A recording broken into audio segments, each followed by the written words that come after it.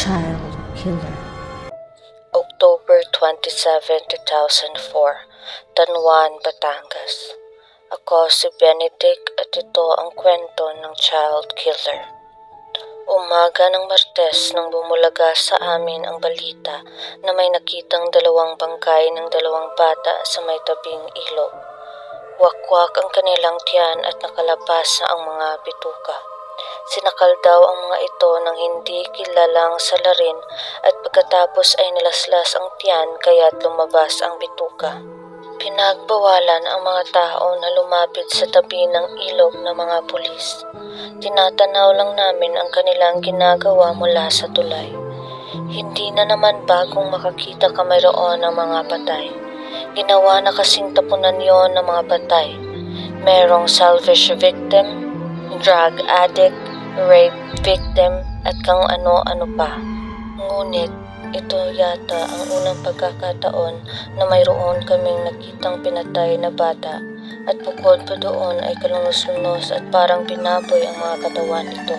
Matapos ang pagkuha ng sandamakmak na litrato ng mga otoridad at pati na rin ang pagsasaliksik sa lugar ay nagtanong sila kung saan maaaring makakita ng pari para na rin mabindisyonan ang mga bata. Agad naman akong nagpresenta na may kakilala kong pari dahil na rin sa isa kong batang simbahan. Tinakbo ko agad ang kapelya sa may tapat ng plaza. Sa ganitong oras ay siguradong nasa loob ng simbahan si Father Zabala at may mga nagkukumpisal. Mangilan-ngilan lang naman ang nangungumpisal kaya't sigurado akong agad na matatapos iyon. Patakbo akong pumasok sa loob ng simbahan. Huminto pa ako sa gitna para yumuko sa may altar bago tuluyang pumunta sa mga nangungumpisal. "Father!" Tawag ko sa aming lokal na pari. Lingid sa aking kalaman ay nakita pala niya ako na nagtatakbo sa may loob ng simbahan. "Anak, ang lugar na ito ay tahanan ng Diyos at hindi tamang tumatakbo ka sa loob ng banal na dalanginan."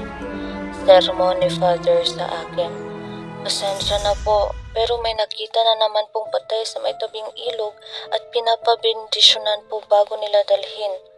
Umiling na lang si Father. Marahil ay nanlulumo na ito dahil ginawa na lamang tapunan ng bangkay ang lugar namin. Dali-dali naming tinungo ni Father Zabala ang lugar. Sinama ako ni Father para magbitbit ng gamit niya kaya't nakalapit ako ng husto sa mga bangkay. Mukhang wala namang pakialam ang mga pulisya na naroon ako. Habang dinarasala ni Father Zabala ang mga bangkay ng dalawang bata, ay napansin kong may marka sa hita ng isang bata. Ang isa naman ay hindi ko makita dahil nakapaliktad ito. Natapos ang bendisyon nang tinanong ko ang isang lalaking nandoon, "Sir, ano yung namumula sa hita ng bata?" Mukhang nagulat naman sa tanong kong iyon ang lalaki. Sinuri niya ang hita ng batang tinuturo ko at nakita niyang may puncture wound sa may hita nito. Mukhang may humigop sa dugo nito mula sa dalawang butas sa kaniyang hita. Sinuri nila ang isa pang bangkay at ganoon din ang nakita nila. Mukhang may humigop ng dugo ng dalawang batang ito. Buti na lang matalas yung mata ng bata, wika niya. "Pulis ka po ba?" Usisa kong muli dahil iba ang uniforme niya kumpara sa mga nandoon. "Hindi, soko ako. Karaniwan sa mga soko, hindi pulis. Pero nagtatrabaho kami para sa mga pulis." "Ikaw, parang may future ka sa pagkalap ng ebidensya."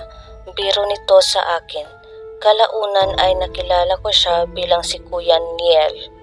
Pinanood ko sila hanggang ilagay nila sa body bag ang mga katawan ng bata. Mukhang sanay na sanay talaga sila na nakakakita ng ganitong eksena. Lalo na si Kuya Niel. Nakita ko pa kung paano niya inayos ang bituka ng isang bata dahil nakaharang iyon sa body bag. Mukhang karaniwan na sa kanya ang makakita ng patay na tao. Kumalat sa buong bayan ang istorya tungkol sa isang aswang dahil na rin sa paraan ng pagpatay sa dalawang bata. Dagdag pa doon nalaman din nila na may humigop ng dugo sa mga bata kaya't lalong lumakas ang ugong na isang aswang nga ang pumapatay. Bagong gabi pa lamang ay wala nang lumalabas na tao, hindi gaya ng dati. Mukhang takot talaga ang mga naroon tungkol sa di umano'y isang aswang. Lumipas ang 4 na araw at muling may nakitang bangkay ng bata sa may bakanting lote na hindi kalayuan sa may ilog. Gaya ng 2 nauna, may palatandaan na sinakal ito at pinakwak din ang tiyan. Muli ay may nakitang 2 puncture wounds sa may hita nito at may palatandaang hinigop ang kaniyang dugo. Muling ipinatawag si Father Zabala upang bendisyonan ang bangkay ng bata. Laking gulat niya nang makilala niya ang bata. Isa itong sakristan sa kaniyang simbahan. Umatake na naman ang aswang! Sigaw ng isang mamang nandoon. Totoo po bang aswang ang may gawa niyan? Tanong ko kay Kuya Niel. Hindi, pero mas maganda na muna sigurong isipin nila na may aswang nga nang hindi na sila naglalalabas kapag gabi. Mukhang may gumagalang serial killer sa lugar nyo. Benedict, hindi magandang nagkikiusyoso ka sa ganitong mga masiselang bagay. Baka makagulo ka lang, taway sa akin ni Father Zabala. Mamayang hapon ay tulungan mo na lang ako sa misa. Matatagalan pa bago ako makahanap ng bagong sakristan. Sa halip na pinakikialaman mo ang trabaho nila, ay mas magandang pagsilbihan mo na lamang ang Panginoon. Wika nito. Agad naman akong sumang-ayon kay Father Zabala. Taong simbahan din naman ako at hindi naman ito ang unang araw na magsasakristan ako. Kinahapunan ay tinulungan ko nga si Father Zabala sa misa. Hindi gaya ng nakaraan ay kakaunti na nga ang nagsisimba. Mukhang natatakot talaga sila sa balitang aswang at mas maagang misa sila pumupunta. Hindi pa ako nakauwi agad pagkatapos ng misa. Tumulong ako sa pag-aayos ng simbahan. Dahil na rin alam ni Father Zabala na takot akong umuwing mag-isa, gawa na rin sa balitang patayan, ay sinabi nitong sasamahan niya akong maglakad pauwi sa amin. Sumabay na rin sa akin ang isang bata na isang sakristan din. Habang naglalakad kami sa may daan ay niyaya kami ni Father sa may eskinita. Nang bigla niyang inatake ang batang kasama namin, kinuha nito ang panyo sa kanyang bulsa at sinakal ang bata. Hindi ako makagalaw habang pinapanood kung paano unti-unting mawala ng buhay ang bata. Matapos iyon ay ginilit niya ang tiyan ng bata. Tinusok niya rin ang bandang hita nito at sinimulang higupin ang dugo. Agad akong tumakbo bago pa niya matapos ang kanyang ginagawa sa kawawang bata. Hindi ko alam kung anong direksyon ako papunta. Basta ang mahalaga ay nakakatakbo ako palayo sa lugar na iyon. Takbo lang ako ng takbo. Gusto kong umiyak pero hindi ko magawa ng dahil sa takot. Hindi ko na malayan na napunta na pala ako sa may kabilang barangay nang katatakbo nang biglang may pumigil at yumakap sa akin. Nagpumiglas ako sa takot. Pinagkakalmot ko siya at sinubukang makawala. Naimasmasan lamang ako nang makita kong si Kuya Niel yun. Kanina pa pala niya ako ay nahabol nang makita niya akong tumatakbo. Sinabi ko ang lahat ng nakita ko kay Kuya Niel. Sinamahan ako ni Kuya Niel sa pulisya at agad silang bumuo ng team para arestuhin ang pare. Nadatna nila ang pare sa may loob ng simbahan at nagdadasal.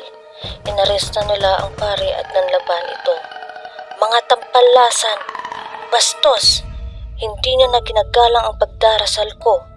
Pinagdarasal ko ang kaluluwa ng batang namatay kanina. Galit na sabi nito. Inaaresto po namin kayo sa salang pagpatay sa mga bata. Wika ng isang opisyal. Mahina ang ulo mo? Wala akong kasalanan. Ginagawan ko sila ng pabor. Kapag ang isang tao ay namatay habang bata pa lang sila ay dediretso sila ng langit. Ikaw sa edad mo siguradong impyerno ang punta mo. Thank you for watching. Please like and subscribe for more horror stories.